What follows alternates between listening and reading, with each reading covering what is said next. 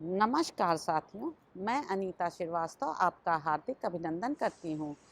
श्रीमद् वाल्मीकि रामायण में आज का प्रसंग है विभिन्न दिशाओं में जाते हुए वानरों का सुग्रीव के समक्ष अपने उत्साह सूचक वचन सुनाना।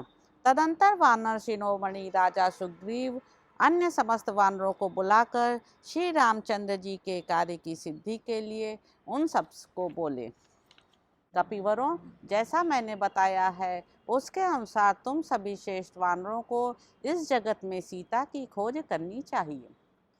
स्वामी की उस कठोर आज्ञा को भली भांति समझकर वे संपूर्ण श्रेष्ठ वानर टिड्डियों के दल की भांति पृथ्वी को आच्छादित करके वहां से प्रस्थित हुए। श्री रामचंद्र जी लक्ष्मण के साथ उस प्रश्रवण गिरी पर ही ठहरे रहे और सीता का समाचार लाने के लिए जो 1 मास की अवधि निश्चित की गई थी उसकी प्रतीक्षा करने लगे। उस समय वीर वानर शतबली ने गिरिराज हिमालय से घिरी हुई रमणीय उत्तर दिशा की ओर शीघ्रता पूर्वक प्रस्थान किया। वानर यूथपति विनत पूर्व दिशा की ओर गए। कपिगणों के अधिपति पवन कुमार वानर हनुमान जी तार और अंगद आदि के साथ अगस्त सेवित दक्षिण दिशा की ओर प्रस्थित हुए तथा वानरेश्वर कपिश्रेष्ठ सुषेण ने वरुण द्वारा सुरक्षित घोर पश्चिम दिशा की यात्रा की।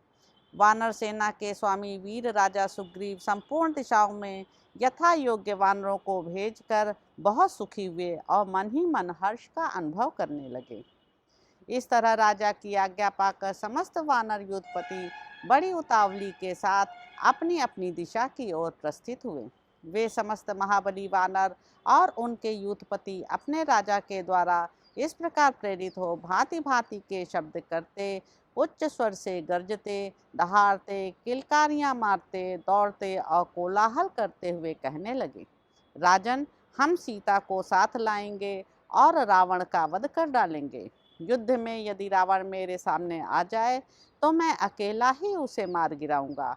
तत्पश्चात उसकी सारी सेना को मत कर कष्ट एवं भय से कांपती हुई जानकी जी को सहसा यहाँ उठा लाऊंगा। आप लोग यहीं ठहरें, मैं अकेला ही पाताल से भी जनक किशोरी को निकाल लाऊंगा। वृक्षों को उखाड़ फेंकूंगा, पर्वतों के टुकड़े टुकड़े कर डालूंगा, पृथ्वी को विदीर्ण कर दूंगा और समुद्रों को भी विक्षुब्ध कर डालूंगा। मैं 100 योजन तक कूद सकता हूँ, इसमें संशय नहीं है। मैं 100 योजन से भी अधिक दूर तक जा सकता हूँ। पृथ्वी, समुद्र, पर्वत, वन और पाताल में भी मेरी गति नहीं रुकती। इस तरह वहाँ वानर राज सुग्रीव के समीप बल के घमंड में भरे हुए वानर उस समय एक एक करके आते और उनके सामने उपरयुक्त बातें कहते थे। तो इस प्रकार साथियों, किष्किंधा कांड में निहित 45वां सर्ग यहाँ पर समाप्त होता है। आशा है यह आपको अच्छा लग रहा होगा। मेरे YouTube चैनल संवाद विद अनीता को लाइक करें, शेयर करें, सब्सक्राइब करें। धन्यवाद साथियों।